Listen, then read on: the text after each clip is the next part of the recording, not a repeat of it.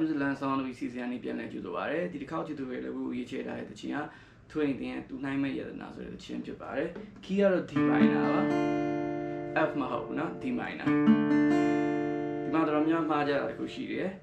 ဒါကြောင့် key major key တွေကို minor နဲ့ရောပြီးပြကြတာပဲ minor key က minor key တက်ရှိတယ်เนาะ D minor ဆိုတာလည်းသူက key တစ်ခုပဲ A minor ဆိုတာလည်း key တစ်ခုပဲเนาะ C တို့ F တို့မှာ key တွေမဟုတ်ဘူးဒီတခြင်းမှာဆိုကြည့်မယ် A7 နေပါတယ်တကယ်တော့ A7 နေပါဒီ F key ထဲမှာမပါဘူးသူကဘယ်ကနေပါလာလဲဆိုတော့ဒီ D minor key ထဲကနေပါလာတာ D minor မှာမှဒီ D harmonic minor key ထဲကနေယူလာတာဒါကြောင့် key တစ်ခုကိုတခြင်းတစ်ပုဒ်ကို key သတ်မှတ်တဲ့အခါမှာ major ဆို major minor ဆို minor သတ်မှတ်မှဒါဒီ scale တီးတဲ့အခါကျရင်ပို့ပြီးတော့ကိုယ်ပြပြတီးမှာဒီမှာပါတဲ့ဒီ C sharp ဆိုရင်သူက D minor scale ရဲ့ထွက်လာတဲ့ scale တစ်ခုဖြစ်သွားပြီ minor scale မှာ3ခုရှိတယ် pure minor scale ရှိတယ် pure minor scale ကကျတော့ဒီ major scale နဲ့ note ချင်းတူတဲ့ 6 ကနေစရတယ်နော်ပြီးတော့ဒီ harmonic minor scale ကကျတော့1 2 3 4 5 6 7 ခုနှစ်တန်မြောက်ကိုသူက sharp လောက်လိုက်တာနော်1 2 3 4 5 6 9ပုံမှန်ဆိုဒီမှာပေါ့ဒီတန်က sharp လောက်လိုက်တာနော် harmonic minor scale ကိုရှိမယ်ပြီးရင်တော့ melodic minor scale ဆိုတာတစ်ခုရှိတယ်ဒါကြောင့်ဒီ minor key တွေမှာဆိုရင်ဒီ harmonic minor တို့ဒီ melodic minor တို့ကိုသုံးတယ်ဒီ major scale တွေမှာ major key မှာဆိုရင်ဒီ scale တွေသုံးလို့မရအောင်เนาะဒါကြောင့် major key minor key ကိုယ်ပြပြသိဖို့လိုတယ်เนาะ minor key ဆိုရင်ဒါဆိုရင်ဒီ minor composition major key မဟုတ် F major လို့သွားတတ်မှတ်လို့မရအောင်เนาะ C key ဆိုရင်လည်း C key ပဲ A minor ဆိုလည်း A minor key ပဲသူ key နဲ့သူရှိပြီးသားเนาะတတ် C ပဲ okay ဒါဆိုစမယ်သူ D minor နဲ့စနော် intro မှာကျွန်တော် flute နဲ့ဒါတော့ဒီမှာ guitar နဲ့ပြန်တီးကြည့်မယ် okay ပထမဆုံးဒီ၄ကျိုးရဲ့12ကွက်ဒီ note ကနေစမယ်နော်1 2 and 3 1မှာ၄ကျိုးရဲ့12ကွက်ဒီ note 1 2 and 2 and မှာဒီ၄ကျိုး12ကွက်နဲ့3ကျိုးရဲ့9ကွက်နော်1 2 and 3မှာ3ကျိုးရဲ့10ကွက်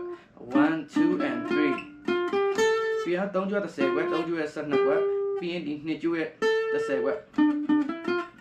အဲ့လိုတော့နော်1 2 and 3 4 and 1ပြီးဆက်သွားမယ်ပြန်တက်လာမယ်2ကျိုးရဲ့10ကွက်2ကျိုးရဲ့17ကွက်ပြီး2ကျိုးရဲ့10ကွက်ပြန်လာမယ်ပြီး3ကျိုးရဲ့12ကွက်3ကျိုးရဲ့10ကွက်3ကျိုးရဲ့9ကွက်နော်ဒီ rhythm ညဆိုရင်1 2 and 3 4 and 1 2 and 3 and 4 and နော်အဲ့လိုသွားမယ်မှာပြန်ကြမယ်လို့ဒီ၄ကျိုး12ကွက်မှာပြန်ကြမယ်နော်1 and 2 and 3 1 and 2 and 3မှာဒီ၄ကျိုးရဲ့12ကွက်2ကျိုးရဲ့17ကွက်2ကျိုးရဲ့10ကွက်ပြီးရင်3ကျိုးရဲ့12ကွက်3ကျိုးရဲ့10ကွက်နော်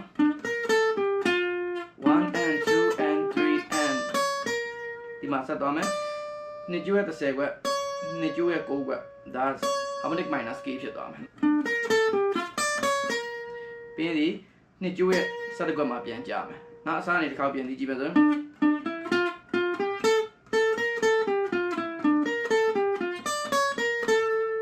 နောက်ဖြတ်ကြ1 and 2 and 3 4 and 2ကျိုးရဲ့10ကွက်1ပြီးရင်3ကျိုးရဲ့9ကွက်3ကျိုးရဲ့10ကွက်3ကျိုးရဲ့12ကွက်နော်1 and 2 and 3မှာဒီ2ကျိုးရဲ့10ကွက်ပြန်လာမယ်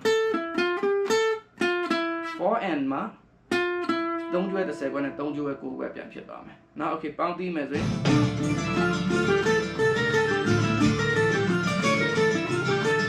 okay ပြီးဆက်သွားမယ်။ဒီတိကအတူတူပဲเนาะဒီတိတစ်ဖြတ်ပေါ့။ပြီးဒီတစ်ဖြတ်လေး3ကျိုးရဲ့10ကွက်3ကျိုးရဲ့9ကွက်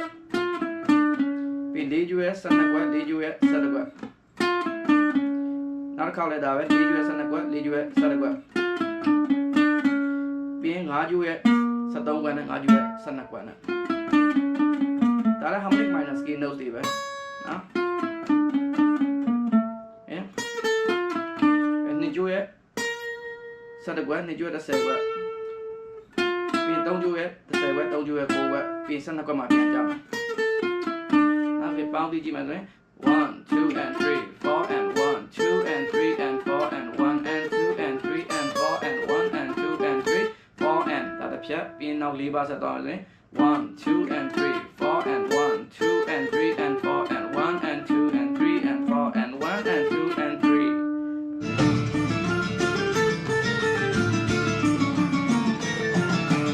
ဒီလိုမှာလားRichie Blamour နော်ဒီ Blamour night ပေါ့အဲ့လိုတခြင်းတွေဆိုတော့များများမှာအဲ့လိုမျိုးမှုတွေတွေ့ရမှာနော်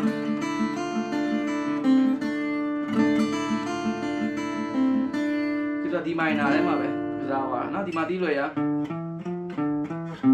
အဲ့ notes လည်းတီးလို့ရဒီမှာဒီအပေါ် bass tune နဲ့တွဲတီးမယ်ဆိုရင်ဒီမှာတီးရတာပိုရအဆင်ပြေတယ်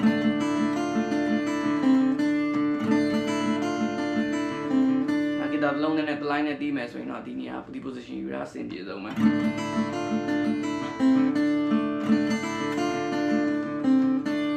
โอเคဒီမှာကဒီ minor chord ထဲမှာပဲယူရမယ်ဒီ3ကျွဲ2ခွက်နဲ့တွဲပြီးတော့တီးပါမှာနော်1 and 1မှာချလိုက်မှာ1 and 1မှာဒီ2ကျိုး3ခွက်နဲ့ဒီ4လိုကျိုးနဲ့ကို plug လုပ်လိုက်မယ်1 and ပြီးတော့မှ and မှာ3ကျွဲ2ခွက်1 and နော်1 and 2 and 2 and မှာဆိုရင်တက်လို့ကျိုးပြီးတော့3ကျိုးရဲ့2ခွက်နဲ့ပဲပြန်တွဲမယ်1 and 2 and 3 and 3 and မှာဒီတက်ကျိုးရဲ့1ခွက်1 and 2 and 3 and 4 and 4 and မှာ2ကျိုးရဲ့3ခွက်3ကျိုးရဲ့2ခွက်နဲ့ပြန်လာမယ်နော်1 and 2 and 3 and 4 and 1 and 2နော်1 and 2 and 3 and 4 and ပြီးနောက်တစ်ပါးကျတော့1တစ်တို့ကျုံနဲ့2နဲ့တွဲပါနော်1 and 2 and 1 and 2 2 and မှာ2ကျိုးရဲ့1ခွက်3မှာ2ကျိုးရဲ့3ခွက်ဖြစ်သွားမယ်ပြီးတော့4မှာ3ကျိုးရဲ့2ခွက်ဖြစ်မယ်နော်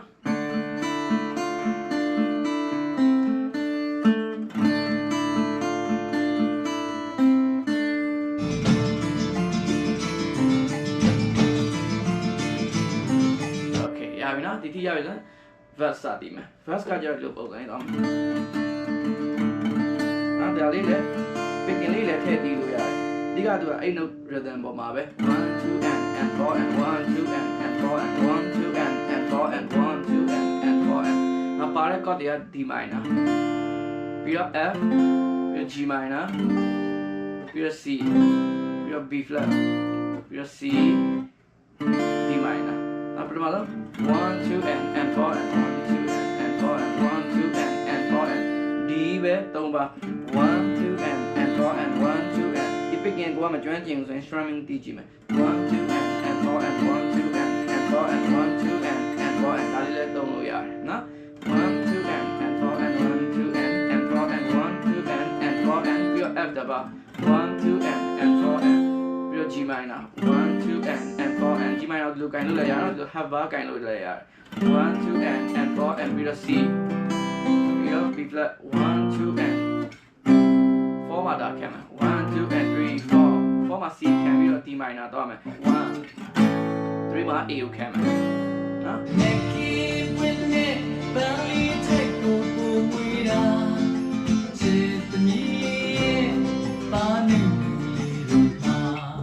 သွားမယ်ဒီတိုင်းပဲ1 2 and 4 and 1 2 and 4 and 1 2 and 4 and 1 2 and 4 and 1 2 and 4 and ပြီးတော့ B flat 1 2 and 3 4 4မှာဒါ C ကိုခံခံပါမယ်နော်1 2 and 3 4 1 2 3 3မှာ A နော် A5 ပေါ့ဒီကတော့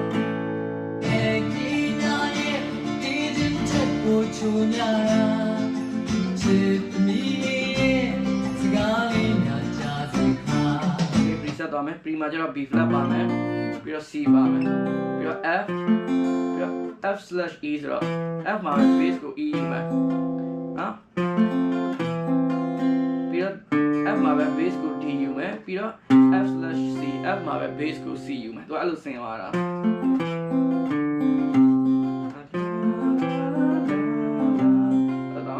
1 2 and 4 and 1 2 and 4 and 1 2 3 4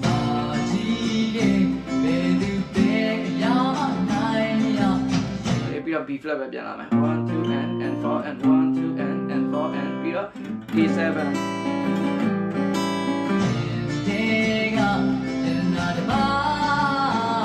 Maybe chorus ပြန်လာမယ် chorus ကကျတော့ B flat နဲ့ဖြစ်သွားမယ်1 2 and 4 and 1 2 and 4 and F 1 2 3 4 3မှာ E minor 7ခံမယ်နော်ပြ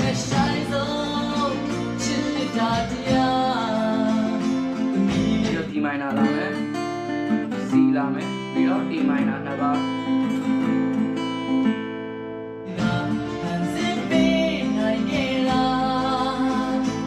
Okay ဒုတိယတစ်ဖြတ် B flat ဒီ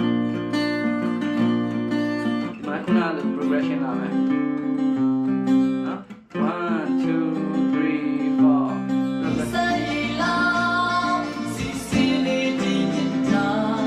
4 ဆက်သွားမယ် G minor အဲ့လိုသွားမယ်အဲ့လိုသွား G minor ရဲ့ A minor ရဲ့ B flat ရဲ့ပြီးတော့ D minor နှစ်ပါးလာမယ်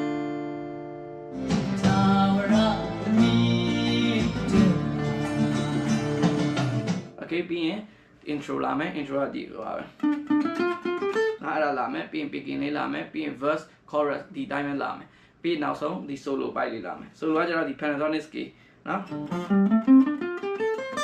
ဒီ D minor pentatonic scale တဲ့ notes တွေကိုတီးသွားတယ်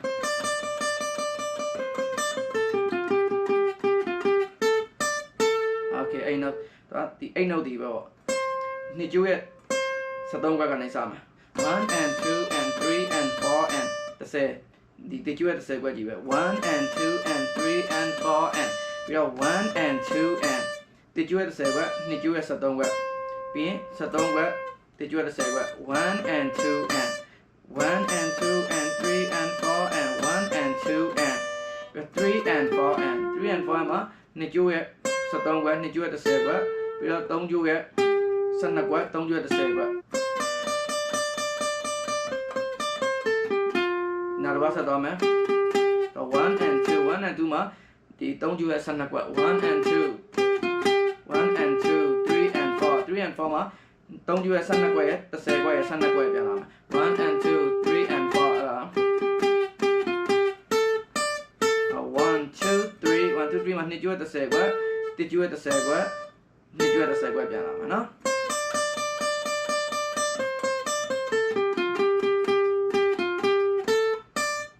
master ကရိုလေးနဲ့ဖြတ်တည်လို့ရတယ်နော်အဲ့လို sustain မပါပဲနဲ့လေအဲ့လိုဖြတ်တည်လို့ရတယ်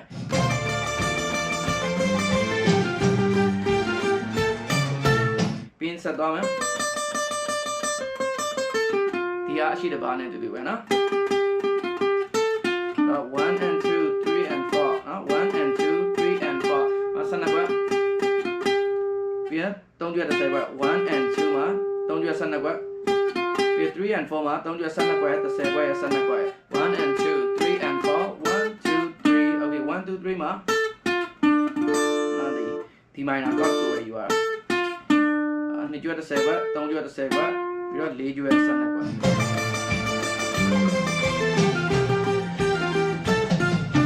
Okay ပြီးရတဲ့ဒီ verse ပြန်လာမယ် chorus လာမယ်နောက်ဆုံး chorus မှာနှစ်ခေါက်ဖြစ်သွားမယ် Okay ရပြီနားလုံးဆင်ပြေပါစေ